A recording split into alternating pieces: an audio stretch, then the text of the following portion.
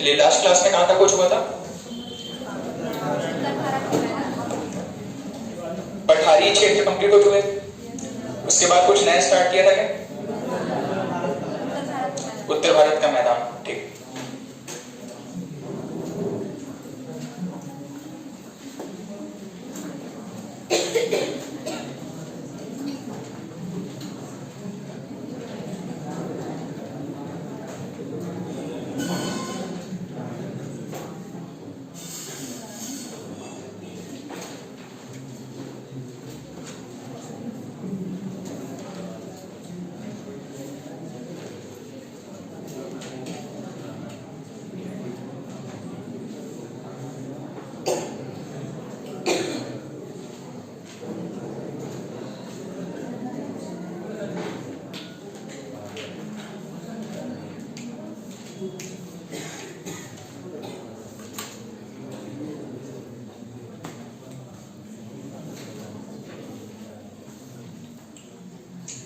चलिए कल हमने स्टार्ट किया था, कल हमने दो टॉपिक शायद कंप्लीट किया। एक था पठार के बारे में और दूसरा मैदानों के बारे में।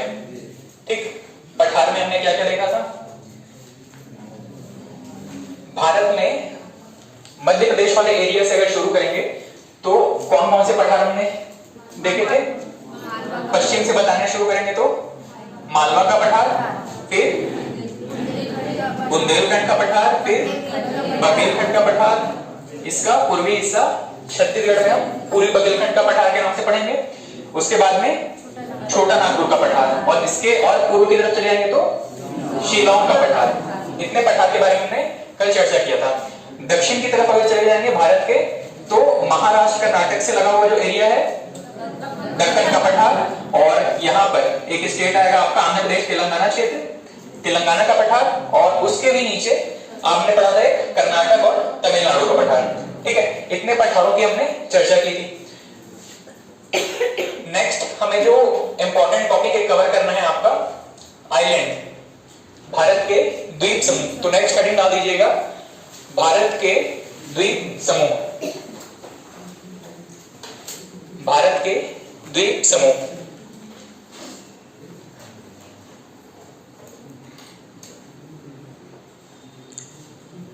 ठीक है, islands, important islands of India. देखिए सबसे पहले तो द्वीप होता क्या है और द्वीप और प्रायद्वीप क्या होता है, इसके बारे में बताइएगा।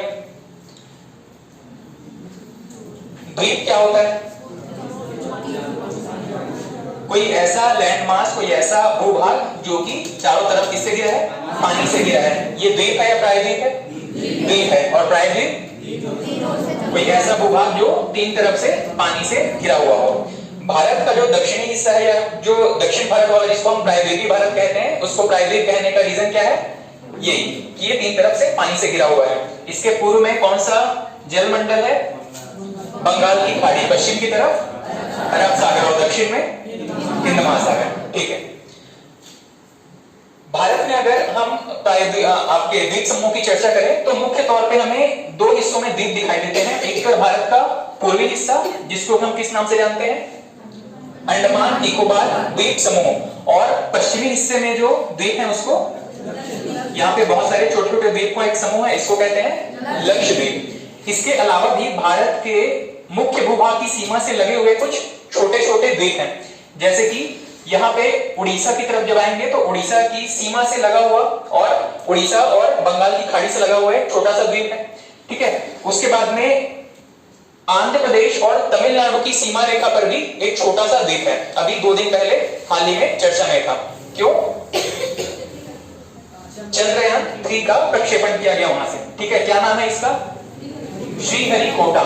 श्रीहरिकोटा पे सतीश धवन अंतरिक्ष केंद्र है, यहां से हमारे चंद्रयान 3 को लॉन्च किया गया।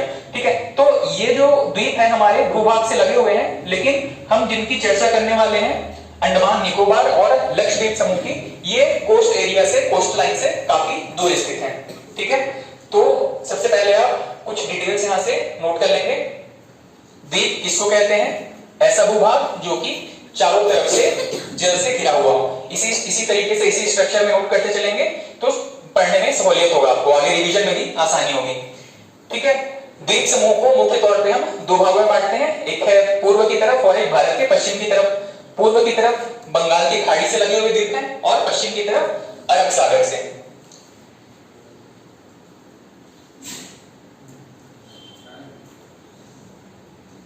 विजिबल है पीछे तक सभी को? पूर्व की तरफ और पश्चिम की तरफ भारत के पूर्व में, प्रायद्वीपीय भारत के पूर्व में और पश्चिम में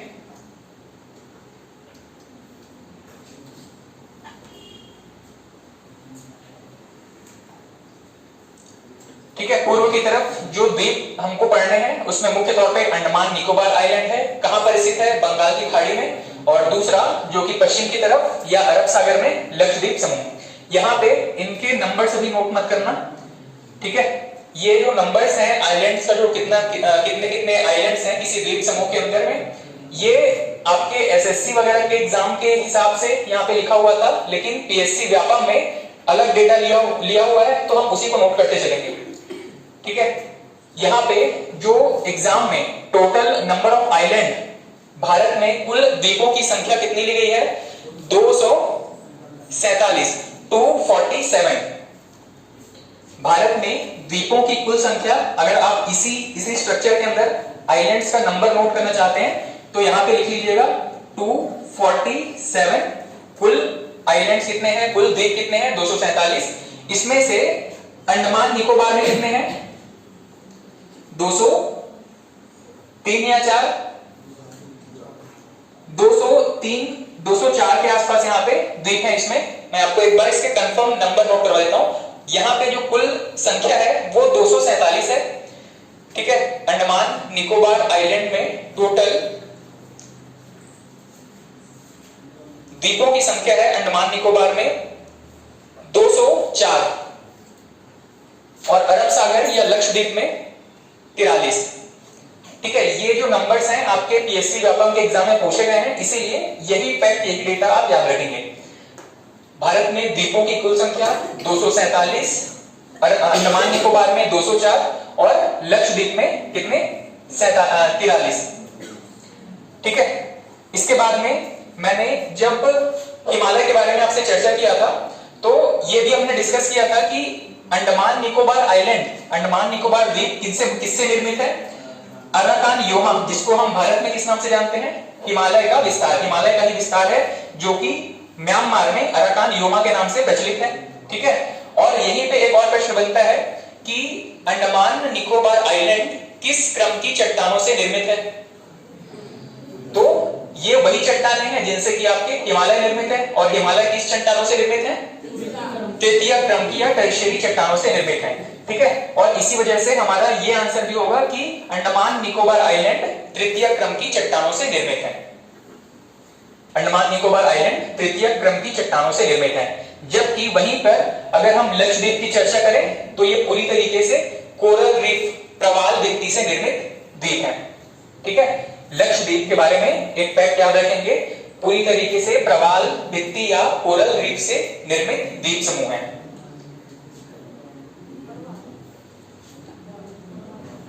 ठीक, यहां तक नोट कर चुके होंगे तो एक बार मैप में हम जो इंपॉर्टेंट लोकेशन है उसको पहले ट्रेस कर लेते हैं, उसके बाद में इसके फैक्ट आप नोट करते चलना।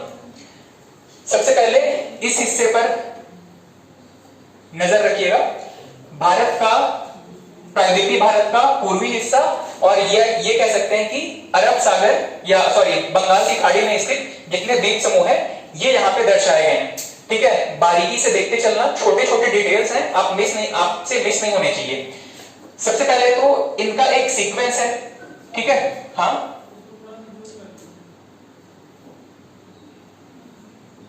अभी विजिबल है? सबसे पहले यहां पे अगर आप द्वीपों की चर्चा करेंगे तो द्वीपों का एक पूरा सीरीज यहां पे मेंटेन किया गया, जैसे कि हिमालय जो है पूरे श्रेणी के रूप में था, एक क्रमबद्ध समूह के रूप में था, उसी तरीके से ये भी एक कंटिन्यूअस सीरीज हुआ करता था किसी समय पे। लेकिन धीरे धीरे इसके जो छोटे छोटे द्वीप थे वो पानी में डूबते चले गए, और जो बड़े हिस्से हैं वो यहाँ पे द्वीप के रूप में हमें दिखाई देते हैं, ठीक।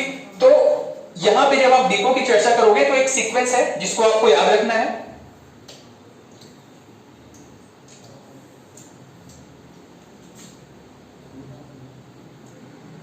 इस अराकान योमा यहां पे खत्म हो जाता है। इसके नीचे सबसे पहला जो कि द्वीप है उसको हम कहते हैं कोको द्वीप। अभी कुछ नोट मत करना, इसको हम सीक्वेंस में नोट कर लेंगे। एक आइलैंड है जिसको कहते हैं कोको आइलैंड या कोको द्वीप। ये म्यांमार के अधिकार क्षेत्र वाला द्वीप है, ठीक है। कोको आइलैंड किसके अधिकार में है? म्यांमार के। इसके नीचे एक द्वीप आता है जो कि यहाँ पे मेंशन नहीं किया गया है, ठीक है। वो भारत के हिस्से में है और भारत में जो द्वीप है वहां से शुरू हो जाता है। उसके बाद में अंडमान निकोबार आइलैंड का विस्तार शुरू होता है। अंडमान निकोबार में हम दो भागों में इसको बांट सकते हैं, एक है अंडमान द्वीप समूह और दूसरा है निकोबार द्वीप समूह। अंडमान में भी 4 मुख्य आइलैंड हैं। सबसे पहले है उत्तरी अंडमान, मध्य अंडमान, दक्षिणी अंडमान और लिटिल अंडमान। बेसिक एकदम माइनर डिटेल्स है, इसको बस याद रखते चलना। इसमें 4 मुख्य, इसमें देखा जाए तो 3 आइलैंड जो है वो कंटिन्यूअस सीरीज में है, चौथा आइलैंड थोड़े से डिस्टेंस पर है। इन आइलैंड्स को सीक्वेंस में अगर अरेंज करें तो उत्तरी, मध्य, दक्षिणी और लिटिल अंडमान। उसी तरीके से निकोबार आइलैंड मुख्य रूप से 3 आइलैंड्स में डिवाइड है। एक है सबसे पहले कार निकोबार, बीच वाला इसको कहते हैं मिडिल निकोबार या मध्य निकोबार, और सबसे लास्ट में है ग्रेट निकोबार। इसी ग्रेट निकोबार में हमने चर्चा किया था भारत का जो सुदूर दक्षिणी बिंदु है, जिसको हम इंदिरा पॉइंट के नाम से जानते हैं, पिग्मेलियन पॉइंट के नाम से जानते हैं और ला ही चिंग के नाम से जानते हैं। ये सभी कहां पर स्थित है? इसी ग्रेट निकोबार में स्थित है, ठीक है। अब कुछ और बेसिक डिटेल्स यहाँ पे देखते हैं। उत्तरी अंडमान में एक चोटी है जिसको कि हम कहते हैं सैडल पीक। ये अंडमान निकोबार आइलैंड की सबसे ऊंची चोटी है। मध्य अंडमान की चर्चा करें तो मध्य अंडमान इस पूरे द्वीप में सबसे बड़ा आइलैंड है। दक्षिणी अंडमान की क्या खासियत है? यहां पर जो कैपिटल है अंडमान निकोबार की कैपिटल क्या है? पोर्ट ब्लेयर है। ये दक्षिणी अंडमान में स्थित है, ठीक। उसके अलावा इस अंडमान निकोबार आइलैंड में 2 इंपॉर्टेंट आपके ज्वालामुखी हैं, ठीक है। भारत में जो 2 इंपॉर्टेंट ज्वालामुखी हैं वो इसी अंडमान आइलैंड एरिया में स्थित हैं। एक है नारकोंडम आइलैंड और दूसरा है बैरन आइलैंड, सॉरी नारकोंडम ज्वालामुखी और बैरन ज्वालामुखी। इसमें से भी एक जो ज्वालामुखी है वो आपके सुसुप्त अवस्था में है, वहां से ज्वालामुखी उद्गार नहीं होता है। और भारत में सिर्फ एक ज्वालामुखी ऐसा है जहां से ज्वालामुखी उद्गार होता है, और ये कौन सा है आपका? बैरन आइलैंड, ठीक है। एग्जाम में प्रश्न पूछा जाता है भारत का एकमात्र सक्रिय ज्वालामुखी कौन सा है? भारत का एकमात्र सक्रिय ज्वालामुखी कौन सा है? बैरन आइलैंड या बैरन आपका ज्वालामुखी, ठीक है। और नारकोंडम ज्वालामुखी जो है वो सुषुप्त अवस्था में है, ठीक। उसके बाद में निकोबार आइलैंड में चलें तो निकोबार में सिर्फ ग्रेट निकोबार है जहां से प्रश्न पूछा जाता है, वो भी इंदिरा पॉइंट या पिग्मेलियन पॉइंट की वजह से। भारत का सुदूर दक्षिणी बिंदु कहां पर स्थित है? ग्रेट निकोबार में स्थित है, ठीक। इन सभी चीजों को हम आगे एक एक करके नोट करेंगे। उससे पहले यहां पे भारत की मुख्य भूमि से लगा हुआ भारत की पूर्वी सीमा से भारत के पूर्वी सीमा में आपके तटीय रेखाओं पर स्थित कुछ इंपॉर्टेंट द्वीप हैं, इनको देखते चलेंगे। सबसे पहला एक न्यू मूर आइलैंड। न्यू मूर आइलैंड की लोकेशन यहाँ पे थोड़ी सी गलत दी हुई है, यहाँ पे इसको ड्रॉ करते समय थोड़ा सा मिस्टेक है। ये एरिया आपको समझ में आ रहा है? ये वेस्ट बंगाल का हिस्सा है। उसके बाद का ये जो हिस्सा है वो किसका है? बांग्लादेश का हिस्सा है, ठीक। इस वेस्ट बंगाल और बांग्लादेश का बॉर्डर यहां से गुजरता है, ठीक है। और इसी बॉर्डर के लगभग बीच में थोड़ी सी दूरी पर एक द्वीप स्थित है जिसको कहते हैं न्यू मूर द्वीप या न्यू मूर आइलैंड। ये जो आइलैंड है भारत और बांग्लादेश के बीच विवादित क्षेत्र है, दोनों अपना अपना क्लेम करते हैं इस पर। उसके बाद है एक गंगा सागर द्वीप। गंगा सागर बहुत लोग वहां पे अस्थि विसर्जन वगैरह के लिए भी जाते हैं, ठीक है। तो गंगा सागर द्वीप पूरी तरीके से आपके पश्चिम बंगाल वाले क्षेत्र में स्थित है, एक छोटा सा आइलैंड है। उसके बाद में व्हीलर द्वीप कहां पर स्थित है? कौन सा स्टेट दिख रहा है? उड़ीसा में स्थित है व्हीलर द्वीप। बाद में इसका नाम चेंज करके अब्दुल कलाम द्वीप कर दिया गया, ठीक है। उसके बाद में हम इसी कोस्ट लाइन की तरफ नीचे की तरफ चलते जाएंगे तो ये जो एरिया है आपको किस क्षेत्र में है? लगभग आंध्र प्रदेश और तमिलनाडु के बॉर्डर पर ही दिखाई देगा। ये कौन सा है? श्रीहरिकोटा द्वीप। किस झील पर स्थित है श्रीहरिकोटा? पुलिकट लेक पर, पुलिकट झील पर स्थित है ये श्रीहरिकोटा द्वीप। ठीक, इसके बारे में भी चर्चा करेंगे। उसके बाद और दक्षिण की तरफ चलेंगे तो यहां पर भारत और श्रीलंका के बीच में बहुत सारे छोटे छोटे द्वीप हैं। असल में ये द्वीप नहीं है, ये कह सकते हो कि एक आप माइथोलॉजी से अगर जोड़ के देखेंगे, रामायण से, तो ये क्या है? एक ब्रिज है, भारत से श्रीलंका के लिए एक ब्रिज है जिसको कि आदम का ब्रिज या एडम्स ब्रिज भी कहा जाता है। उसी में ये आपके तमिलनाडु से लगा हुआ एक पहला जो इंपॉर्टेंट आइलैंड है, इसको कहा जाता है पंबन द्वीप या रामेश्वरम। ठीक है, पंबन द्वीप कहां पर स्थित है? रामेश्वरम में स्थित है। रामेश्वरम जो है हमारे एक प्रमुख राष्ट्रपति हुए थे, उनकी जन्म स्थली के नाम से फेमस है। किस राष्ट्रपति का जन्म हुआ था? अब्दुल कलाम जी का जन्म हुआ था यहीं पर रामेश्वरम में। ठीक, ये तो हो गए हमारे भारत के पूर्वी हिस्से में जितने आइलैंड हैं। अब अगर बात करें भारत के पश्चिमी हिस्से से लगे हुए द्वीप समूह के बारे में, तो मुख्य रूप से ये हिस्सा जिसको कि हम लक्षद्वीप समूह के नाम से जानते हैं, यहां पर कोरल रीफ से बने हुए बहुत सारे छोटे छोटे द्वीप हैं। इनमें सबसे मुख्य द्वीप अगर बात करें या सबसे बड़ा द्वीप, तो एंड्रोथ नाम से एक द्वीप है जो कि इस आइलैंड का सबसे बड़ा द्वीप है। इसके अलावा इसी द्वीप समूह के बिल्कुल दक्षिण की तरफ चले जाएंगे, इस द्वीप समूह का कह सकते हैं कि सबसे दक्षिणी बिंदु मिनिकॉय द्वीप के नाम से प्रचलित है। ठीक है, मिनिकॉय द्वीप के नाम से इसको जानते हैं। फिर इसी इस लक्षद्वीप समूह की कैपिटल कई बार एग्जाम में पूछा गया है, कौन सी है? कावारनी। ठीक, और इसके बारे में एक फैक्ट जो हम पहले चर्चा कर चुके हैं, किस चट्टानों से निर्मित है? प्रवाल भित्ति या मुंगा चट्टानों से निर्मित है। ठीक, अब यहां से आप नोट करना शुरू करेंगे। सबसे पहला हेडिंग डाल दीजिएगा, अंडमान निकोबार द्वीप समूह।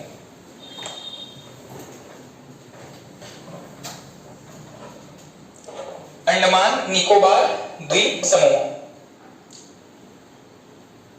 सबसे पहले ये छोटा सा डायग्राम नोट कर लेंगे।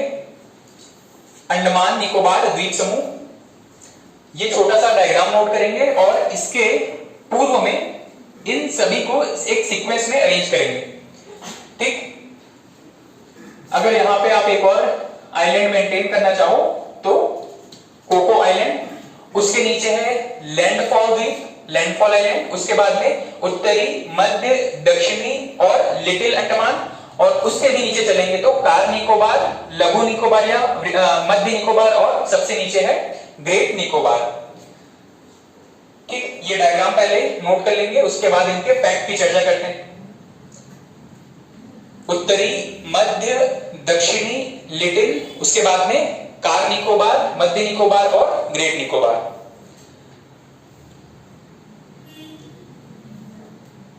अंडमान निकोबार आइलैंड में एक पूरा सीरीज, एक चेन ऑफ आइलैंड है। इसमें सबसे पहले है कोको आइलैंड जो कि म्यांमार की टेरिटरी है, म्यांमार के भूभाग क्षेत्र में आता है। उसके बाद में भारत का हिस्सा शुरू हो जाता है। सबसे पहले है लैंडफॉल द्वीप और उसके बाद में अंडमान निकोबार द्वीप समूह का हिस्सा है। उत्तरी, मध्य, दक्षिणी, लिटिल और उसके नीचे कार निकोबार, मध्य निकोबार और ग्रेट निकोबार।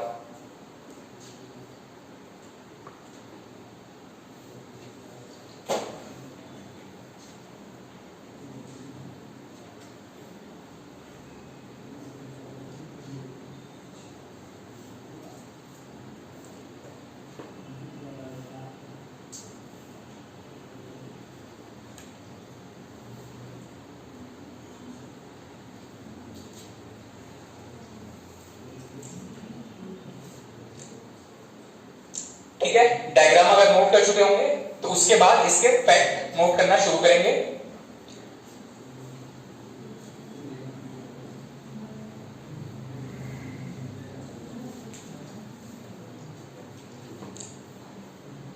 इसके जो महत्वपूर्ण फैक्ट है उसमें उत्तरी अंडमान, सबसे पहले तो आप नोट कर लीजिएगा लैंडफॉल द्वीप। लैंडफॉल द्वीप बंगाल की खाड़ी का सबसे उत्तरी हिस्सा, बंगाल की खाड़ी में भारत का सबसे उत्तरी हिस्सा। लैंडफॉल आइलैंड या लैंडफॉल द्वीप इसमें एक बिंदु है, एक पॉइंट है, बंगाल की खाड़ी में भारत का सबसे उत्तरी हिस्सा, बंगाल की खाड़ी में भारत का सबसे उत्तरी हिस्सा।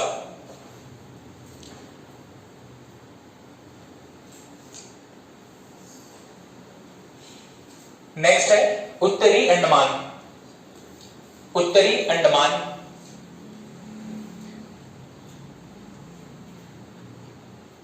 इसमें एक पॉइंट है सैडल पीक, अंडमान निकोबार की सबसे ऊंची चोटी। उत्तरी अंडमान के अंदर एक पॉइंट है सैडल पीक, अंडमान निकोबार की सबसे ऊंची चोटी।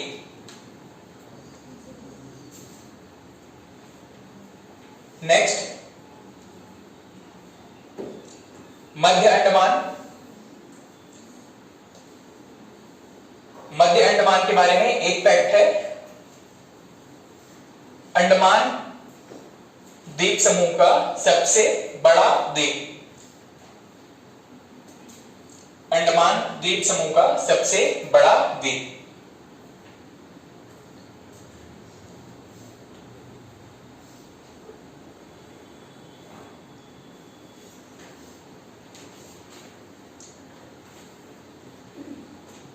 ठीक, और उसके बाद में दक्षिणी अंडमान, यहां पे दो फैक्ट लिखे गए हैं, दोनों नोट कर सकते हो। दक्षिणी अंडमान राजधानी पोर्ट ब्लेयर स्थित है, अंडमान निकोबार की राजधानी पोर्ट ब्लेयर कहां पर स्थित है? दक्षिणी अंडमान में।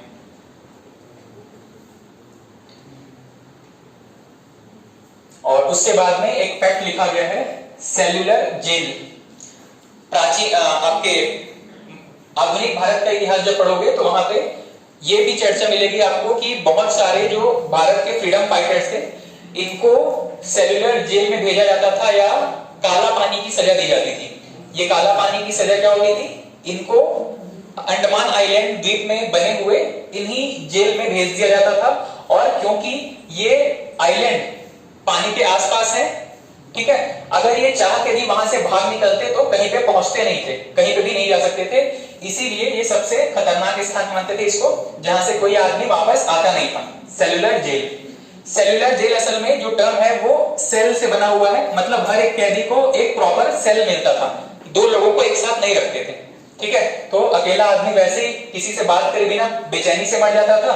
और दूसरी चीज, अगर वहां से भाग निकले तो कहीं पे पहुंच नहीं सकते थे, क्योंकि वहां पे पूरा समुद्र से घिरा हुआ एरिया है, ठीक है। तो सेल्यूलर जेल कहां पर स्थित है? दक्षिणी अंडमान में स्थित है। इसकी दीवारें बहुत छोटी होती थी, कोई भी कैदी आसानी से यहां से निकल सकता था, पर निकलते नहीं थे। क्यों? क्योंकि कहीं पे जाते नहीं, कहीं जा नहीं सकते थे वहां से, ठीक है। उसके बाद में अंडमान आइलैंड में दो प्रमुख ज्वालामुखी, इन दोनों को नोट कर लेंगे।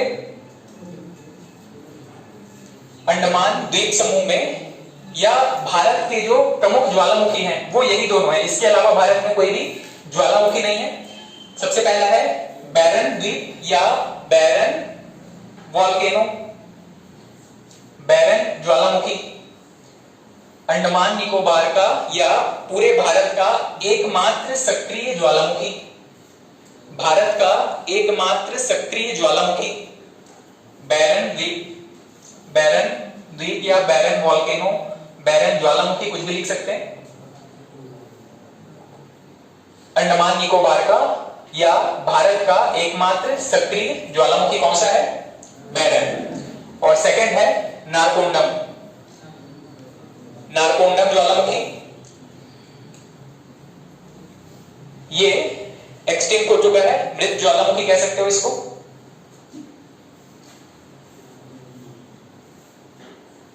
ठीक है, लघु निकोबार में इतनी चीजें थी, सॉरी आपके दक्षिणी अंडमान में इतनी चीजें हमने कवर की। उसके बाद में लघु अंडमान या लिटिल अंडमान के बारे में बहुत इंपॉर्टेंट फैक्ट नहीं मिलेंगे आपको।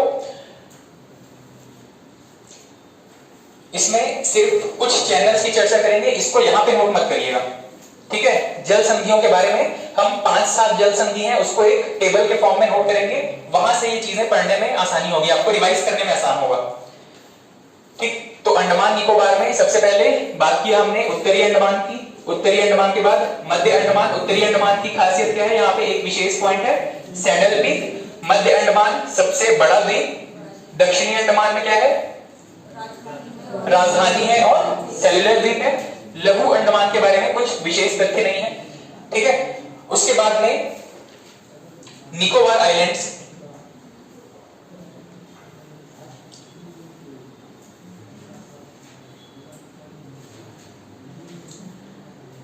निकोबार आइलैंड में आप सबसे लास्ट ग्रेट निकोबार के बारे में ही नोट करेंगे। भारत का सुदूर दक्षिणी बिंदु स्थित है। ग्रेट निकोबार, कार निकोबार, लघु निकोबार के बारे में कुछ इंपॉर्टेंट पॉइंट नहीं मिलेंगे, सीधे आ जाइएगा ग्रेट निकोबार में। ग्रेट निकोबार में भारत का सुदूर दक्षिणी बिंदु, जिसको कि हम इंदिरा पॉइंट, पिगमिलियन पॉइंट या ला ही चिंग के नाम से जानते हैं, इन सभी की चर्चा कर चुके हैं प्रीवियस क्लासेस में। आप ये नाम भी नोट कर चुके हैं,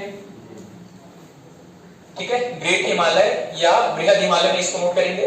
भारत का सुदूर दक्षिणी बिंदु स्थित है। भारत का सुदूर दक्षिणी बिंदु ग्रेट निकोबार पर स्थित है।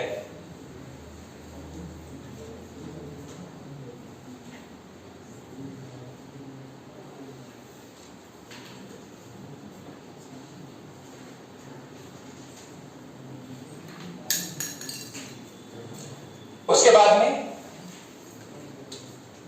एक और चीज अंडमान निकोबार के बारे में है, इसको नोट कर लेंगे। अंडमान निकोबार की प्रमुख जनजातियां, हालांकि इसको हम जनजाति वाले टॉपिक में पढ़ेंगे, पर ये बहुत इंपॉर्टेंट है, ज्यादातर प्रश्न यहां पूछे जाते हैं। तो यहाँ पे 3-4 महत्वपूर्ण जनजातियां हैं, उसमें जारवा, सोमपेन और सेंटिनलीज। ये प्रश्न आप प्रीवियस एग्जाम्स में देख चुके होंगे सेंटिनलीज के बारे में। जारवा, सोमपेन और सेंटिनलीज। जारवा, सोमपेन और सेंटिनलीज। हाँ, स्पेलिंग्स में आपको अलग अलग बुक्स में अलग मिलेगा। एनसीईआरटी में सोमपेन दिया गया था। जारवा, सोमपेन और सेंटिनलीज। इसमें सेंटिनलीज के बारे में प्रश्न पूछा गया है। 2-3 साल पहले का शायद न्यूज होगा, कोविड के पहले का।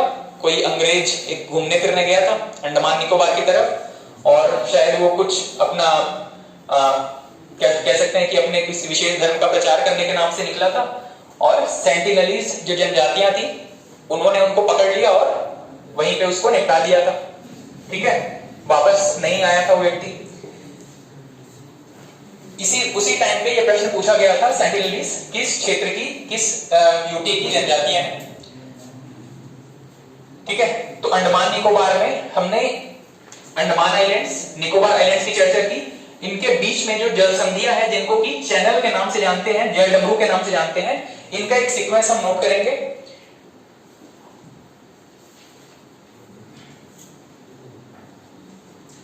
नेक्स्ट हेडिंग डाल दीजिएगा,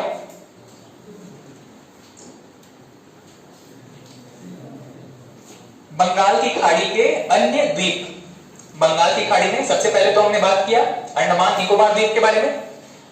यहां पे जो छोटे छोटे दूसरे द्वीप हैं, इनको देखिएगा, कोस्ट लाइन या तटीय सीमा से लगे हुए द्वीप। भारत की तटीय सीमा से लगे हुए कुछ छोटे छोटे द्वीप हैं, इनको भी देखते चलेंगे।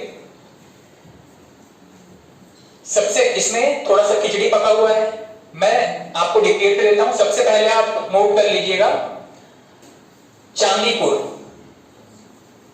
सबसे पहला नोट कर लीजिएगा चांदीपुर। उसमें सिर्फ एक चीज नोट करेंगे, उड़ीसा के तटीय क्षेत्र में। चांदीपुर उड़ीसा के तटीय क्षेत्र में। चांदीपुर कहां पर है? उड़ीसा के तटीय क्षेत्र में। उसी में नेक्स्ट पॉइंट नोट कर लेंगे, भारत का मिसाइल परीक्षण क्षेत्र। भारत का मिसाइल परीक्षण क्षेत्र। डीआरडीओ जब भी कुछ नए मिसाइल्स टेस्ट करता है तो जनरली यहाँ पे व्हीलर आइलैंड से या चांदीपुर से टेस्ट करते हैं। ठीक है, चांदीपुर के बारे में दो चीजें, पहला उड़ीसा के तटीय क्षेत्र में स्थित है, दूसरा भारत का आपका रॉकेट लॉन्चिंग या फिर कह सकते हैं मिसाइल परीक्षण क्षेत्र। सेकंड है व्हीलर द्वीप,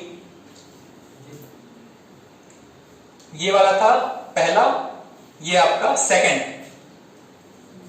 व्हीलर द्वीप। आधा व ह में बड़ी की मात्रा,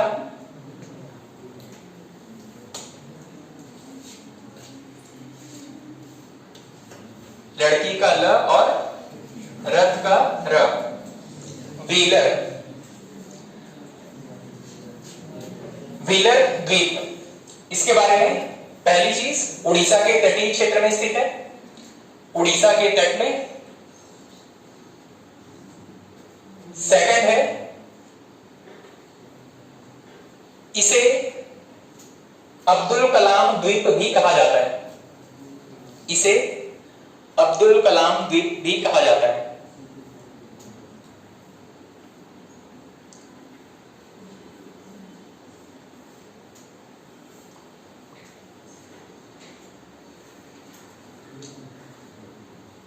इसे अब्दुल कलाम द्वीप भी कहा जाता है। ठीक, उसके बाद में दक्षिण की तरफ चलेंगे तो तीसरा इंपॉर्टेंट लोकेशन पुलिकट झील के पास मिलेगा, इसका नाम क्या है? श्रीहरिकोटा द्वीप। नेक्स्ट तीसरा है श्रीहरिकोटा द्वीप, श्रीहरिकोटा द्वीप।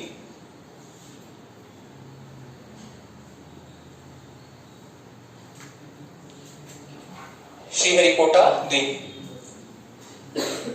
इसकी अवस्थिति सबसे पहले, इसकी पहली स्थिति जो जिसके बारे में पूछा जाता है कहां पर स्थित है? पुलिकट लेक में। और पुलिकट लेक कहां पर है? आंध्र प्रदेश तमिलनाडु की सीमा पर। ठीक है, नोट कर लेंगे, आंध्र प्रदेश तमिलनाडु की सीमा पर पुलिकट झील में स्थित है। आंध्र प्रदेश तमिलनाडु की सीमा पर पुलिकट झील में स्थित है। आंध्र प्रदेश तमिलनाडु की सीमा पर पुलिकट झील में स्थित है। किस द्वीप की चर्चा कर रहे थे? श्रीहरिकोटा द्वीप की। ठीक, नेक्स्ट पॉइंट, भारत का सैटेलाइट लॉन्च स्टेशन, भारत का satellite launch station SDSC, Satish Dhawan space centre, Satish Dhawan space centre यहां पर स्थित है। भारत का satellite launch station Satish Dhawan अंतरिक्ष केंद्र या सतीश धवन अंतरिक्ष अनुसंधान केंद्र यहीं पर स्थित है।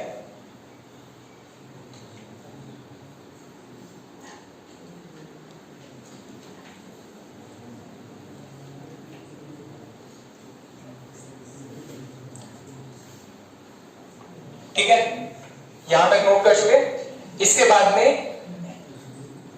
दो और छोटे छोटे द्वीप हैं यहां पे, इनको नोट कर लेंगे सब। उसके अभी आपने नोट किया होगा श्रीहरिकोटा, उसके बाद में नेक्स्ट हेडिंग डाल देंगे न्यू मूर द्वीप। ये सभी बंगाल की खाड़ी में ही पड़ रहे हैं भाई। नेक्स्ट हेडिंग डाल देंगे न्यू मूर द्वीप, न्यू मूर द्वीप, न्यू मूर आइलैंड या न्यू मूर द्वीप।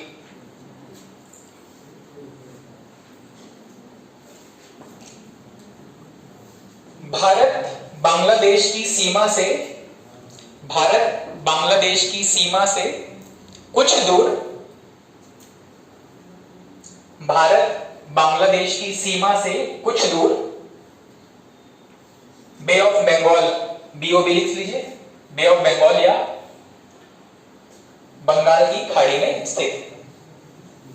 भारत और बांग्लादेश की सीमा से कुछ दूर बे ऑफ बंगाल में स्थित है।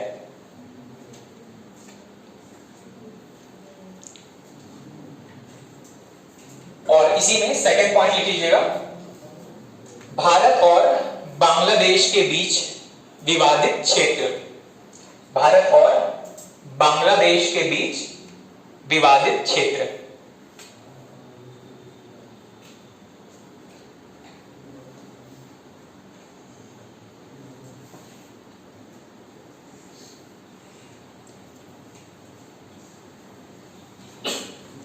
ठीक है, इसके बाद में एक और द्वीप है, यहां पे आपको विजिबल नहीं है, इसमें ड्रॉ भी नहीं किया गया है। एक और द्वीप का नाम नोट कर लीजिए यहां पे, न्यूमोर के बाद में गंगा सागर द्वीप।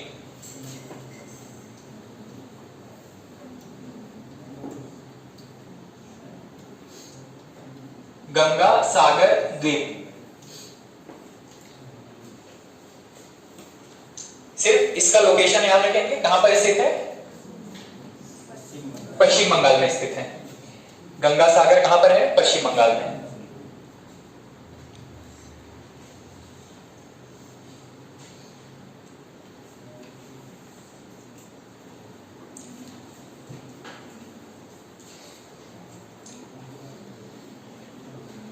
चलिए, भारत के पूर्व में या बंगाल की खाड़ी में जितने प्रमुख आइलैंड थे इनको हमने कवर कर लिया।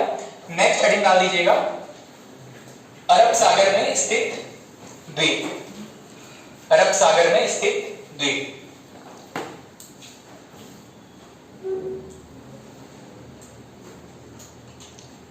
और इसमें सबसे पहला है लक्षद्वीप समूह।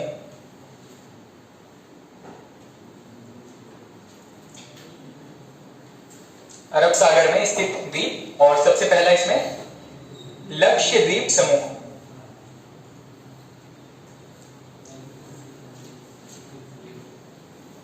लक्षद्वीप समूह।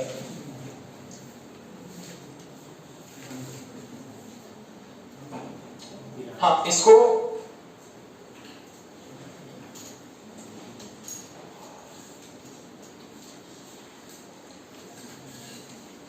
द्वीपों की संख्या मैंने बताया था। सबसे पहला बंगाल की खाड़ी में कितने हैं? 204 और यहां पर 43। आपके एग्जाम के हिसाब से पीएससी व्यापक में यही डाटा लिया गया है। ठीक है, तो यही डाटा आप नोट कर लीजिएगा। लक्षद्वीप समूह में टोटल 43 द्वीप हैं। इसके बाद की चीजें हम चर्चा कर चुके हैं। इसका निर्माण किन चट्टानों से हुआ है? प्रवाल भित्ति या मुआ चट्टानों से।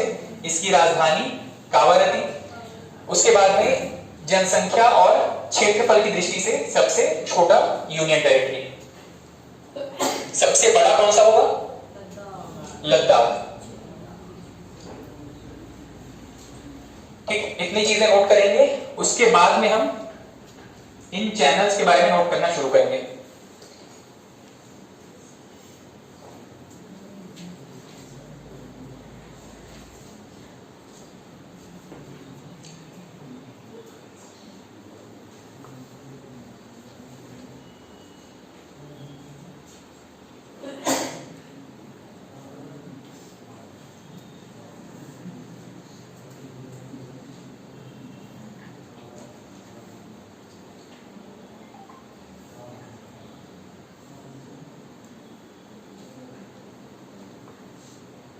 स्पेलिंग्स को लेके बहुत तनाव मत रहिएगा। कावारती कावारती कुछ भी मिलता है, किताब जितनी किताबें पढ़ेंगे अलग अलग स्पेलिंग मिलेगा।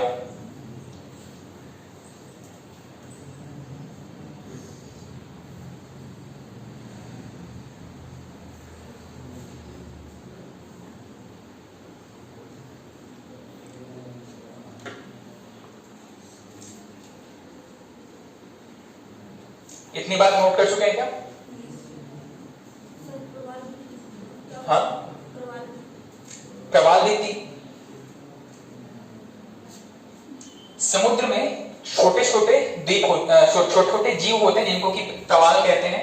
ठीक है, ये चूने से बने हुए थे। इनका खोल जो होता है वो चूने से बना होता है। और ये क्या करते हैं, साफ पानी में कहीं कहीं भी जब अपने रास्ते में होते हैं तो वो एक जगह बैठना शुरू करते हैं, सेटल होना शुरू कर देते हैं। और ऐसे ही इनका लेयर जो है वो जमता चला जाता है। जब ये समुद्र तल से ऊपर उड़ जाते हैं तो किस रूप में नजर आते हैं? एक द्वीप के रूप में नजर आते हैं। ठीक है, ये मूंगा चट्टान असल में कोरल नाम के छोटे छोटे जीवों से बने होते हैं, जिनका खोल या आउटर शेल किससे बना होता है, चूने से बना होता है। ठीक, और यही जो है जब समुद्र तल से ऊपर आ जाता है तो एक द्वीप के रूप में दिखाई देता है, जिसको हम कोरल रीफ या आपके मूंगा चट्टान कहते हैं। ठीक, लक्षद्वीप के बारे में इतनी चीजें नोट कर चुके हैं। द्वीपों की कुल संख्या 43 प्रवाल द्वीप या मूंगा चट्टानों से निर्मित है। राजधानी कावारती, उसके बाद में जनसंख्या और क्षेत्रफल की दृष्टि से सबसे छोटा यूनियन टेरिटरी। उसके बाद में आप नेक्स्ट हेडिंग डाल दीजिएगा,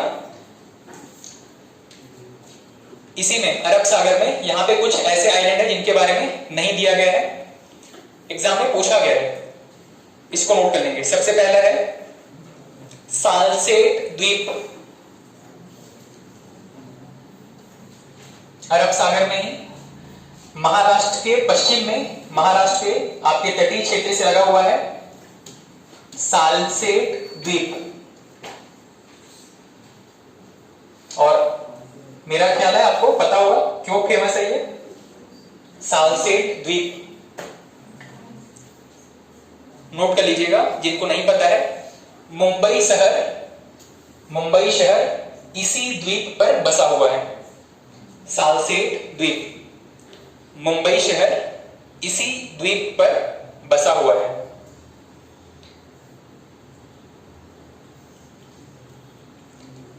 मुंबई शहर इसी द्वीप पर बसा हुआ है।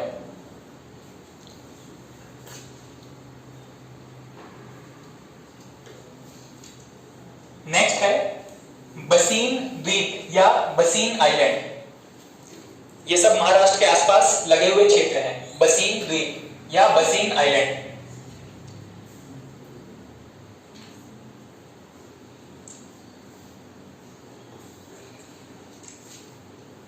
ये फेमस है रिलायंस की वजह से, ठीक है, नोट कर लीजिएगा। उसमें पेट्रोलियम प्रचुर क्षेत्र या पेट्रोलियम संपन्न क्षेत्र।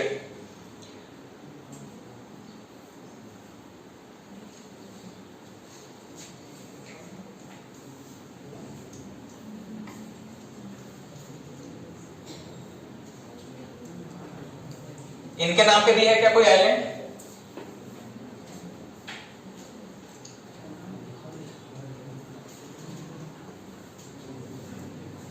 ठीक, आलिया बेट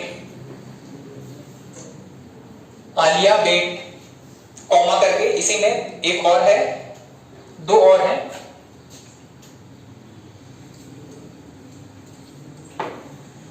सभी में बेट लगाते चलेंगे।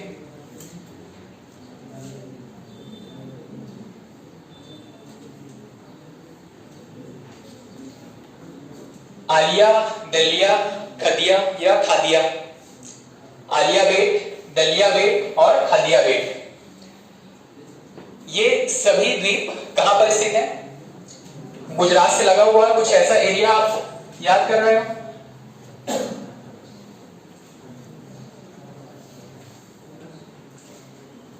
इस तरीके का ये हो गया आपका गुजरात वाला क्षेत्र, ठीक है। यहां पे जल भरा हुआ क्षेत्र है, ये पूरा ही जल भरा हुआ क्षेत्र है, ठीक। यहां पर इस लोकेशन में ये तीनों द्वीप स्थित हैं, ठीक है। आलिया बेट, दलिया बेट और खादिया बेट कहां पर स्थित है? गुजरात। लेकिन पर्टिकुलर इस क्षेत्र का नाम पूछा जाए तो क्या कहते हैं इस जगह को? किस खाड़ी के नाम से फेमस है? अरब सागर, एक नाम आया कच्छ की खाड़ी, एक किसी ने कहा खंबात की खाड़ी। इसको किस नाम से जानते हैं? और यहां पे भी एक खाड़ी है, इसको किस नाम से जानते हैं? ऊपर वाला कच्छ की खाड़ी और नीचे वाला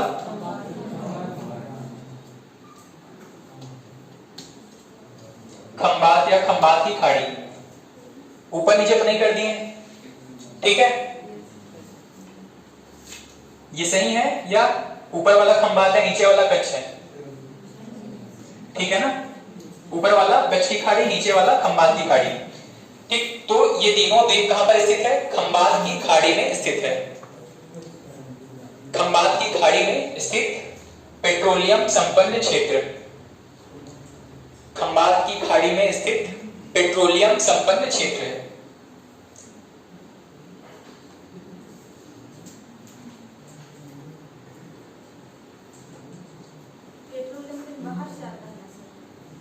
पेट्रोलियम क्रूड ऑयल जो है वो बाहर से भी आता है, पर क्योंकि भारत में इतनी आपूर्ति नहीं है कि इन क्षेत्रों से हम जितना डिमांड है उसको सप्लाई कर सकें। ठीक है, भारत में यहीं पे कुछ आइलैंड है या कुछ ऐसे क्षेत्र हैं जहां से पेट्रोलियम उत्पादन किया जाता है, लेकिन वो पूरे देश को सप्लाई करने के लिए पर्याप्त नहीं है। इसीलिए अरब देशों से सप्लाई वहां पे इंश्योर किया जाता है क्रूड ऑयल का।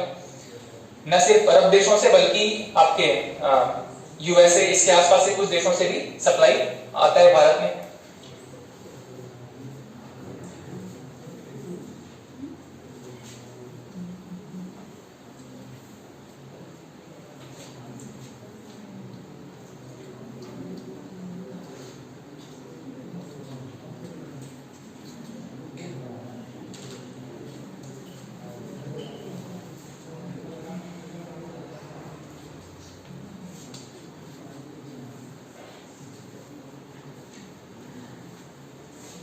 चलिए, आप में से कौन कौन ऐसे हैं जो कि ये सारे नाम अभी बता सकते हैं बिना सिर झुकाए, बिना कॉपी में नजर गड़ाए? ये क्या क्या आइलैंड है? लोकेशन समझ में आ रहा है आपको? किस एरिया में है? बंगाल की खाड़ी में, अरब सागर में, ये आपके खंबात की खाड़ी वाले लोकेशन पे। ठीक है, तो कोई ऐसे हिम्मत वाले जो सेक्रीफाइस करने को तैयार हैं अभी खुद को? सब कायर लोग बैठे हैं। चलो कोशिश करो कोई भी। चलो आप जितने याद आ रहे हैं बताते चलो, कौन कौन से आइलैंड हैं? सर फर्स्ट में कोक। कोक नहीं है भाई, कोको है। ठीक है, उसके बाद में लैंडफॉल, उसके बाद में उत्तरी या नॉर्दर्न, मिडिल अंडमान। ठीक है, दक्षिणी सदर्न अंडमान,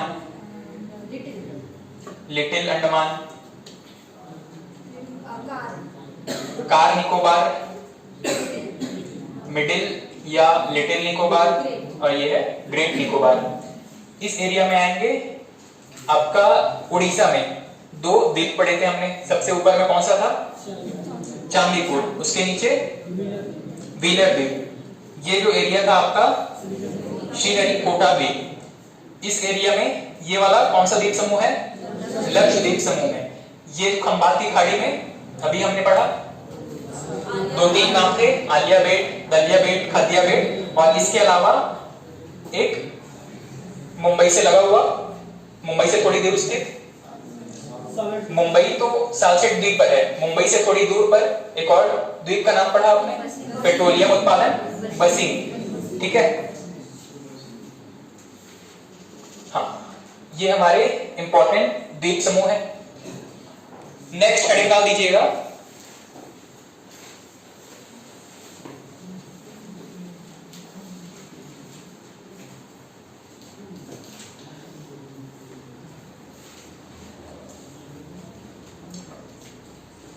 भारत के प्रमुख जल संधि। जल संधि कहने का क्या मतलब है? कोई ऐसा नैरो एरिया जो कि दो वाटर बॉडी को जोड़ता है।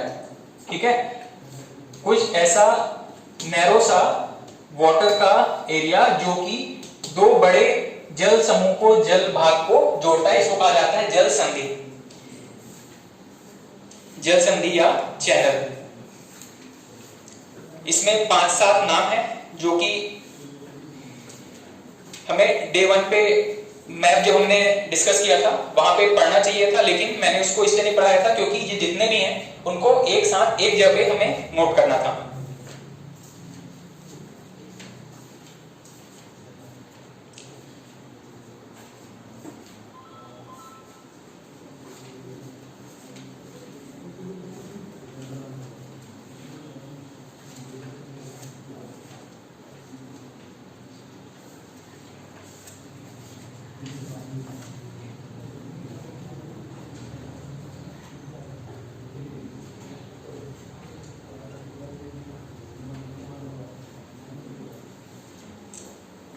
चलिए सबसे पहला नोट कर लेंगे।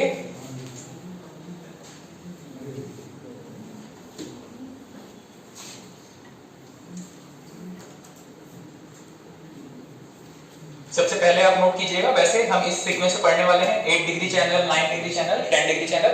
सबसे पहला है 8 डिग्री चैनल। 8 डिग्री चैनल, इसके बारे में एक लाइन किन दो क्षेत्रों को जोड़ता है? तो सबसे पहले मालदीव और मिनिकॉय को जोड़ता है। मालदीव और मिनिकॉय को जोड़ता है। मालदीव और मिनिकॉय।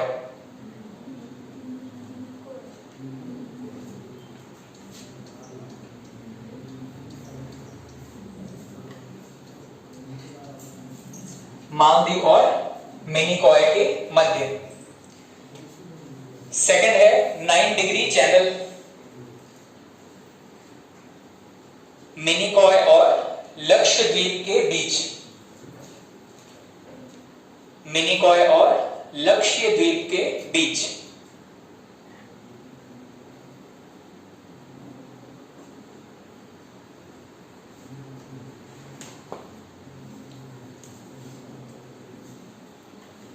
नेक्स्ट है 10 degree channel. 10 degree channel. 10 degree channel लघु अंडमान और कार निकोबार के मध्य।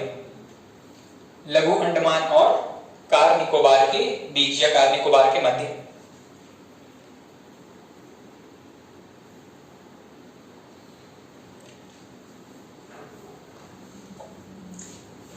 एक है 6 डिग्री चैनल, शुरू में नोट करना चाहिए था, आप इसको आगे नोट कर लीजिएगा। 6 डिग्री चैनल इंदिरा पॉइंट और इंडोनेशिया के मध्य। इंदिरा पॉइंट या आपका ग्रेट निकोबार वाला हिस्सा है, इंदिरा पॉइंट और इंडोनेशिया के मध्य।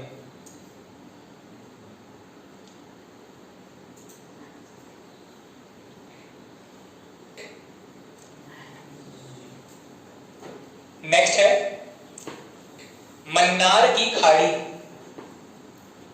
इसी में ही स्ट्रेट या जल संधि में ही नेक्स्ट है मन्नार की खाड़ी।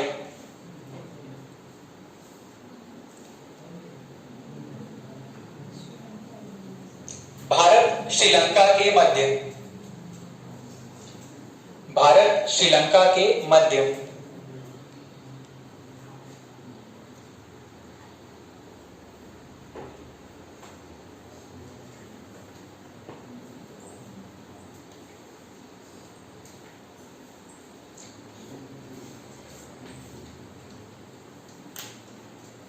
और सबसे लास्ट में है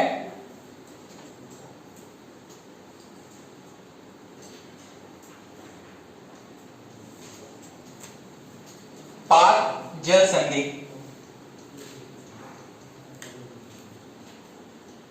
पाक जल संधि, ये PAK वाला पाक नहीं है, PALK है, पाक जल संधि।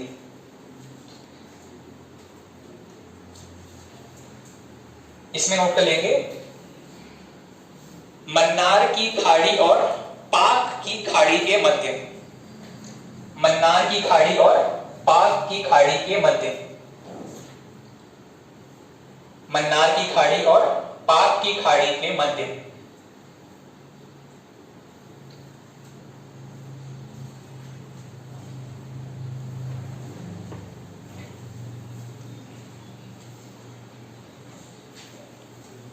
नेक्स्ट है Coco Channel. Coco Channel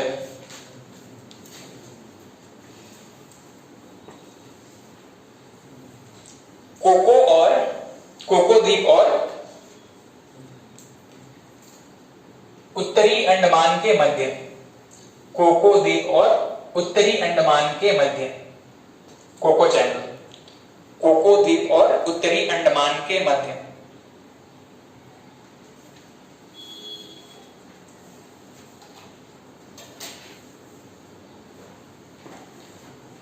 cocoa द्वीप और उत्तरी अंडमान के मध्य। उसके बाद में एक और नाम है डंकन पैसेज या डंकन चैनल।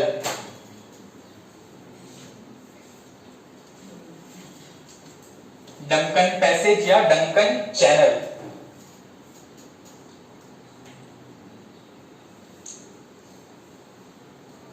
दक्षिणी और लिटिल अंडमान के मध्य। दक्षिणी और लिटिल अंडमान के मध्य, ये आपका दक्षिणी अंडमान और ये लिटिल अंडमान। दक्षिणी और लिटिल अंडमान के मध्य।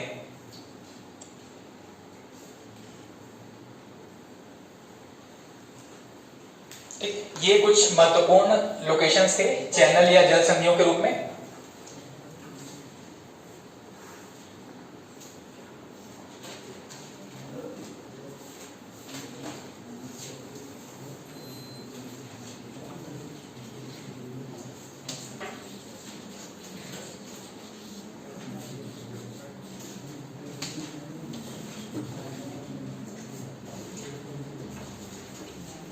चलिए यहाँ पे देखिएगा वापस से। सबसे पहले हमने बात किया, अगर देखा जाए कि भारत के पृथ्वी के भूमध्य रेखा से अगर ऊपर की ओर चलते जाएंगे, अच्छा ये जितने भी आपने डिग्री के रूप में लिखे हैं 9 डिग्री 10 डिग्री, ये किसको दर्शा रहे हैं? अक्षांश रेखाओं को दर्शा रहे हैं। ठीक है, इसमें तो कोई कंफ्यूजन नहीं होगा। ये जो अक्षांश रेखाएं हैं, सबसे पहले अगर सीक्वेंस वाइज देखा जाए तो नीचे हमने पढ़ा 6 डिग्री चैनल। 6 डिग्री चैनल किसके बीच में है? इंदिरा पॉइंट और नीचे चले जाएंगे अपन तो इंडोनेशिया के बीच में है 6 डिग्री चैनल। उसके बाद में 8 डिग्री चैनल कहां पर है? ये कौन सा है? मालदीव, जो कि एक देश है। देश है या यूनियन टेरिटरी है? देश है। ठीक है, यूनियन टेरिटरी कौन सा है भारत का? लक्षद्वीप। तो इस मालदीव और इस लक्षद्वीप के बीच का एक छोटा, यहाँ पे एक छोटा सा द्वीप है मिनिकॉय द्वीप, जो कि इस लक्षद्वीप का सबसे दक्षिणी बिंदु है। मालदीव और मिनिकॉय के बीच में जो रेखा गुजरती है, जो अक्षांश गुजरती है, इसको हम कह रहे हैं 8 डिग्री चैनल। ठीक है, उसके बाद में 9 डिग्री चैनल मिनिकॉय और लक्षद्वीप के जो मुख्य समूह है, और इस मिनिकॉय द्वीप के बीच में 9 डिग्री चैनल। उसके बाद में 10 डिग्री चैनल अंडमान और पूरा का पूरा निकोबार आइलैंड है, इसको सेपरेट करता है। या यूं कहें कि लिटिल अंडमान और कार निकोबार के बीच में 10 डिग्री चैनल। उसके बाद में दक्षिणी अंडमान और लिटिल अंडमान के बीच में जो वाटर बॉडी है, इसको हम किस नाम से जान रहे हैं? Duncan passage. ठीक है, डंकन चैनल के नाम से हमने इसको पढ़ा। उसके बाद में कोको आइलैंड और यहां पे उत्तरी अंडमान के बीच जो वाटर बॉडी है, इसको हम कोको चैनल के नाम से पढ़े। इसके अलावा कुछ और छूट गया क्या? यहां पे इस लोकेशन में ये वाला जो नीचे का एरिया है, इसको हम कहते हैं मलक्का की खाड़ी, मन्नार की खाड़ी। और उसके बाद में ये जो एरिया है, इसको हम कहते हैं पाक की खाड़ी। इन दोनों को जोड़ने वाला जो छोटा सा वाटर बॉडी है, चैनल है, इसको कह रहे हैं पाक स्ट्रेट या पाक जल संधि। ठीक है, तो ये सारे लोकेशंस आपको ध्यान रहेंगे।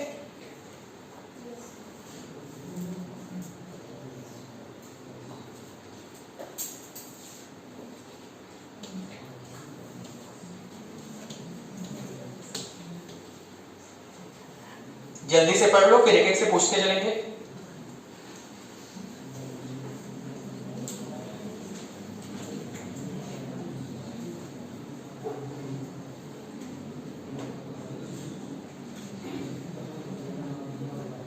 हो गया?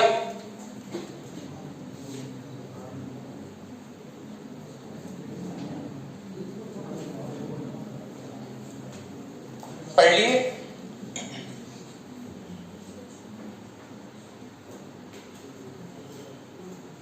अचानक से आप देखते हैं, फिर नीचे नजर झुका लेते हैं। चलो बताओ, 8 डिग्री चैनल किनके बीच में है? सबसे नहीं पूछा भाई, सबसे पूछना होता तो किसी एक को पॉइंट क्यों करते? 8 डिग्री चैनल किन दो क्षेत्रों को अलग करता है? पक्का? 10 डिग्री चैनल अच्छा, आपका मन है, किसको बताना चाहोगे? आप क्वेश्चन सेलेक्ट कर लो अपने से। 6 डिग्री किन के बीच में है? भारत और श्रीलंका के बीच में। पक्का? चैनल चेंज करवा दें? ऊपर ऊपर खिसका सकते हैं थोड़ा सा? बताओ है किसके बीच में? हाँ, 10 डिग्री चैनल किन के बीच में है? अच्छा, इनसे पूछा गया था इसलिए आप तुरंत इसको पढ़ लिए थे। अंडमान और निकोबार के बीच में 10 डिग्री चैनल। कौन से अंडमान और कौन से निकोबार के बीच में? लघु अंडमान और कार निकोबार के बीच में 10 डिग्री चैनल। श्योर है? बगल वाले को पूछो, ठीक बताए? पक्का? लघु अंडमान और कार निकोबार के बीच में 10 डिग्री चैनल। वापस से चेक करो, नोट्स में देखो 10 डिग्री चैनल किनके बीच में है? लिटिल अंडमान और कार निकोबार के बीच में। ठीक है, लिटिल अंडमान के ऊपर आपका आ जाता है उत्तरी Andaman. 6 degree channel Indira point और इंडोनेशिया के बीच में है। 8 डिग्री चैनल मालदीव और मिनिकॉय द्वीप के बीच में है। 9 डिग्री चैनल मिनिकॉय और लक्षद्वीप के बीच में है। 10 डिग्री चैनल लघु अंडमान और कार निकोबार। लघु अंडमान या लिटिल अंडमान, दोनों एक ही है। लघु अंडमान था या लिटिल अंडमान था?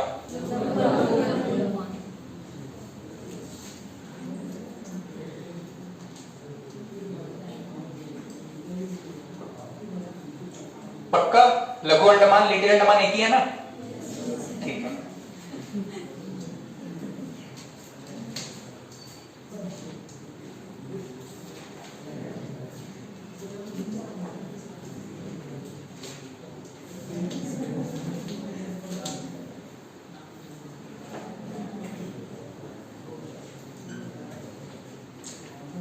लघु अंडमान के नीचे कार निकोबार, मिडिल निकोबार या लिटिल निकोबार, और उसके नीचे ग्रेट निकोबार।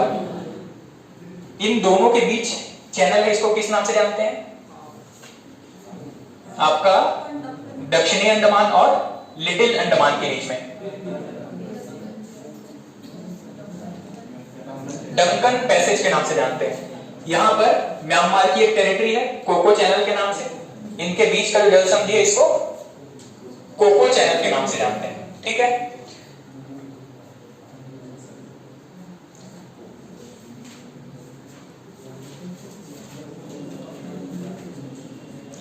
चलिए द्वीपों के बारे में कुछ प्रीवियस प्रश्न है, इसको देखते चलिएगा।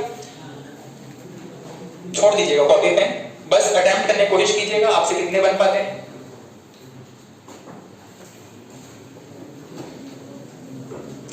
भारत में कुल कितने द्वीप हैं? 247। श्रीहरिकोटा द्वीप स्थित है कहां पर? किस झील में स्थित है? पुलिकट झील में स्थित है। किस द्वीप समूह की उत्पत्ति प्रवाल से हुई है? प्रवाल या मूंगा चट्टानों से? लक्षद्वीप की। साइलेंट वैली किस राज्य में स्थित है? केरल में। काठियावाड़ किस जगह पर है? गुजरात में। भारत का एकमात्र सक्रिय ज्वालामुखी बैरन है या नारकोंडम है? बैरन आइलैंड, बैरन ज्वालामुखी।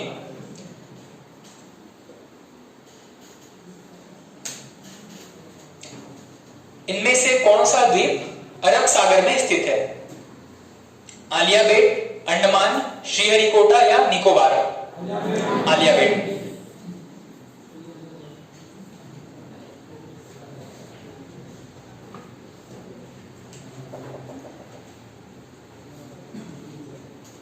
भारत का सर्वोच्च शिखर?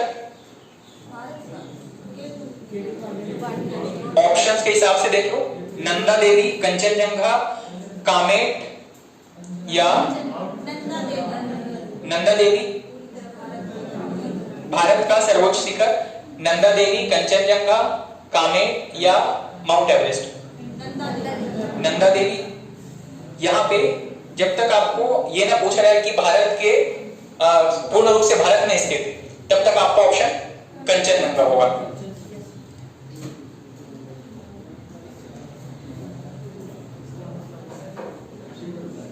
न्यू मूर द्वीप किन दो देशों की सीमा पर स्थित है? बांग्लादेश और भारत।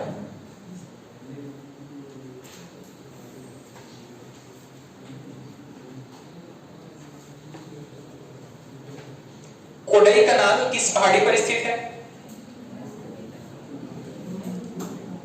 यह प्रश्न पूछा गया है, इसके बारे में हमने चर्चा नहीं किया है। कोई ऐसा पॉइंट जो कि प्रीवियस एग्जाम में पूछा गया हो, पर अगर हमने क्लास में उसको डिस्कस नहीं किया है, तो सिंपल सा एक पॉइंट पीछे जाके वहां पे नोट कर लेंगे। ठीक है, अब कहां पर जाएंगे? प्रायद्वीपीय भारत के पर्वत में पढ़े हमने, पीछे पलटिए नोट्स, वहीं पे एक पॉइंट ऐड कर लेंगे। प्रीवियस क्वेश्चन है जो मेन सिलेबस में तो नहीं था, पर प्रश्न पूछ लिया गया है। उसका सॉल्यूशन क्या है कि उस प्रश्न को वहां पे नोट करते चलेंगे। पूर्वी घाट और पश्चिमी घाट पढ़ा था, वो वाला टॉपिक निकालो। पूर्वी घाट, पश्चिमी घाट। पूर्वी घाट, पश्चिमी घाट में हमने दोनों में से किसी एक में इस स्ट्रक्चर के बारे में पढ़ा था। इसको हम किस नाम से जानते हैं? अन्नामलाई। ये पालनी हिल्स, ये वाला कार्डमम या इलायची हिल्स। ठीक है, इसी में ही एक पॉइंट यहां पे ऐड कर लेंगे।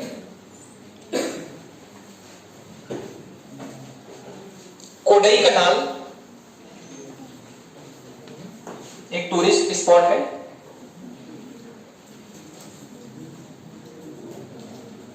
कोडई कनाल, कोडई कनाल पालनी पर्वत पर या पालनी हिल्स पर स्थित है। कोडई कनाल पालनी हिल्स या पालनी पर्वत पर स्थित है।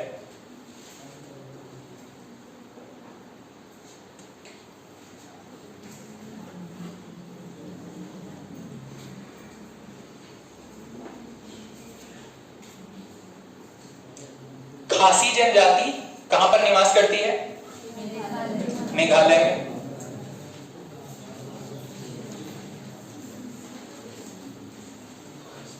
इनमें से कौन सी चोटियां भारतीय क्षेत्र में स्थित है? यहाँ पे मल्टीपल आंसर होंगे। ठीक है, एवरेस्ट है क्या भारतीय क्षेत्र में?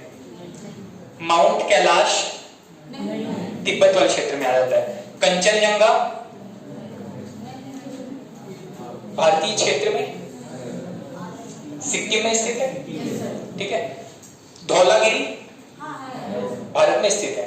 ठीक है, तो ये दोनों ऑप्शन आपके कंचनजंगा और धौलागिरी आंसर लिए गए। किस क्षेत्र को शीत मरुस्थल कहा जाता है?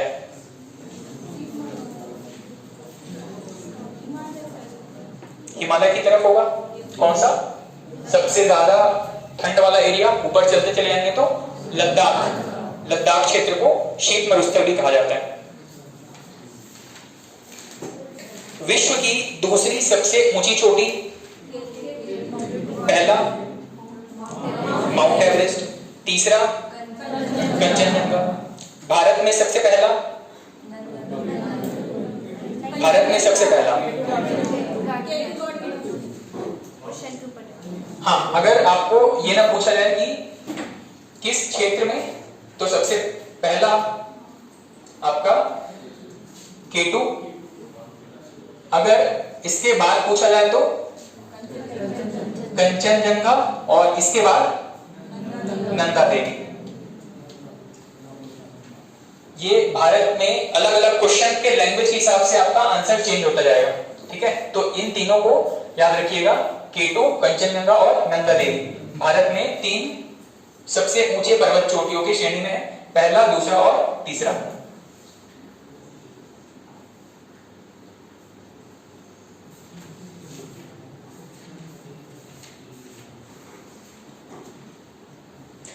अरावली अरावली पर्वत की सबसे ऊंची चोटी कौन सी है?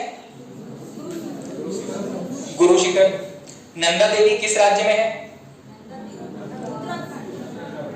उत्तराखंड में या हिमाचल में? उत्तराखंड में। महादेव पहाड़ियां किस पर्वत श्रेणी का भाग है? सतलज। सतपुड़ा में 3 पर्वत श्रेणियां हैं, कौन कौन सी हैं? पहला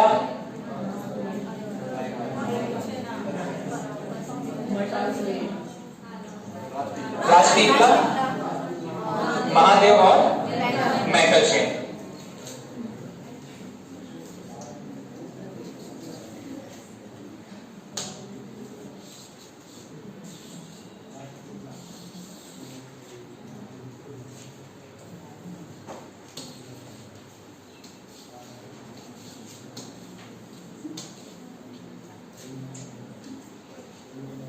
भारत के प्रायद्वीपीय भारत में अगर हम चर्चा करें तो गुजरात से लेकर के दिल्ली तक एक पर्वत श्रेणी फैली हुई है, क्या नाम है इसका? अरावली पर्वत। इसके नीचे अगर चलते जाएंगे तो मध्य प्रदेश और यूपी की सीमा से लगा हुआ कुछ पर्वतीय क्षेत्र है, मध्य प्रदेश के बीच से होकर के जाने वाला कुछ क्षेत्र है। पहला वाला जो श्रेणी है इसको किस नाम से जानते हैं? विंध्याचल के नाम से। उसके नीचे सतपुड़ा। अभी जो आपने 3 नाम बताए, राजपीपला, महादेव, मैकल, वो किस श्रेणी का हिस्सा है? सतपुड़ा पर्वत श्रेणी का हिस्सा है। यहाँ पे 3 नदियों का एक सीक्वेंस है, हमने इसको डिस्कस किया था, याद रखना है। सबसे ऊपर माही, सेकंड नर्मदा, उसके नीचे ताप्ती। ताप्ती या कावेरी? ताप्ती। ठीक। ऐसी कौन कौन सी नदियां हैं भारत में जो भ्रंश घाटी से बहती हैं? एक तो दामोदर डिस्कस किया था और नर्मदा। भ्रंश घाटी क्या होता है?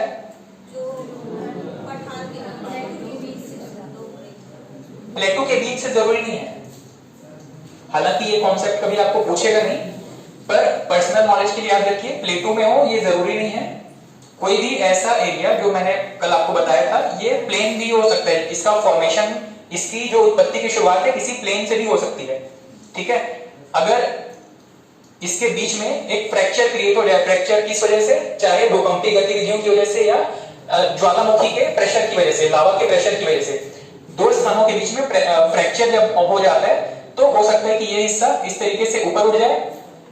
एक तो ये सिचुएशन हुआ कि सिर्फ इतना हिस्सा ऊपर उठा, बाकी का अपने जगह पर है। दूसरा सिचुएशन क्या बताया था मैंने? बाकी अपने जगह पर है, लेफ्ट राइट, और नीचे का हिस्सा ये क्या हुआ? नीचे धस गया। ठीक है, ये भी एक सिचुएशन है जहां पे हम कहते हैं कि ये क्या है? ब्लॉक माउंटेन है। और तीसरा हिस्सा, तीसरा एक कंडीशन, बीच का हिस्सा एज इट इज बना हुआ है और इसके लेफ्ट राइट के हिस्से क्या हुए हैं? ऊपर उठ गए हैं। ठीक है, इन तीनों ही कंडीशन में जो पर्वत का निर्माण होता है इसको हम कहते हैं ब्लॉक माउंटेन। ठीक, और इनके बीच में बहने वाली नदियों को भ्रंश घाटी में बहने वाली नदियां कहते हैं।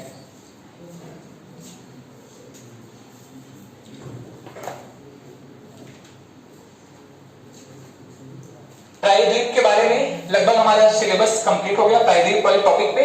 नेक्स्ट हेडिंग डाल दीजिएगा मरुस्थल। मरुस्थल के बारे में ना तो आपको प्रश्न पूछा जाता है, ना तो इसमें ज्यादा कुछ जानने की चीजें हैं। मरुस्थल किसको बोलते हैं? कोई ऐसा क्षेत्र जहां पर वनस्पतियां बहुत कम हो या जहां पर वर्षा की मात्रा बहुत कम होती है। ठीक है, ऐसे क्षेत्र को हम मरुस्थल कहते हैं। भारत में ऐसा एकमात्र और ज्यादा बड़ा क्षेत्र कौन सा है? भारत के पश्चिम से लगा हुआ आपका राजस्थान और गुजरात का कुछ हिस्सा, ये जो है मरुस्थलीय क्षेत्र के अंतर्गत आ जाता है। ठीक है, इसमें जो 2-3 पॉइंट है इसको नोट कर लीजिएगा। भारत में सबसे बड़ा मरुस्थल थार का मरुस्थल, वर्षा, ऐसा क्षेत्र जहां पे वर्षा कम होता है वहीं पे मरुस्थलीय क्षेत्र निर्मित हो जाता है। तो वर्षा 70 सेंटीमीटर से कम। इसके अलावा अरावली पर्वत के पश्चिम में स्थित है ये पूरा एरिया। कौन कौन से राज्यों में सटा हुआ है? राजस्थान, हरियाणा, गुजरात और कुछ हिस्सा इसका पाकिस्तान में भी है। नदियों के बारे में हम एक प्रॉपर टॉपिक पढ़ेंगे तो वहां पे मिल जाएगा। बस ये 2-3 पॉइंट नोट करेंगे मरुस्थल के अंदर। और ज्यादा से ज्यादा आपको सिर्फ इतना पूछता है कि थार का मरुस्थल किस राज्य में फैला हुआ है। तो जनरली क्योंकि इसका ज्यादातर हिस्सा राजस्थान में है, तो इसका एक आंसर हम राजस्थान ले सकते हैं।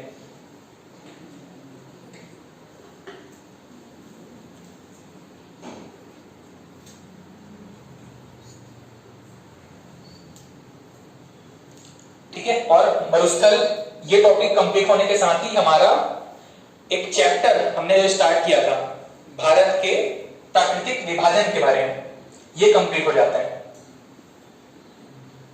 भारत के प्राकृतिक विभाजन या लैंडस्केप में हमने किन किन चीजों की चर्चा कर ली। शुरुआत किया था हमने पर्वतों से, उसके बाद में पठार, मैदान, द्वीप और एक लास्ट में ये डेजर्ट या मरुस्थल।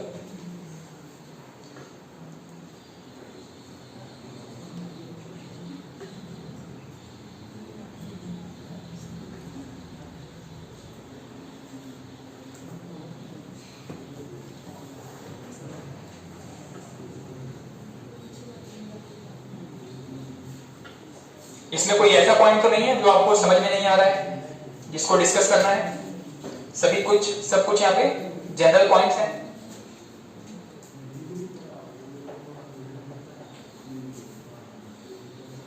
अच्छा, ये जो डेजर्ट है अरावली के पश्चिम की तरफ ही क्यों है, पूर्व की तरफ क्यों नहीं हुआ?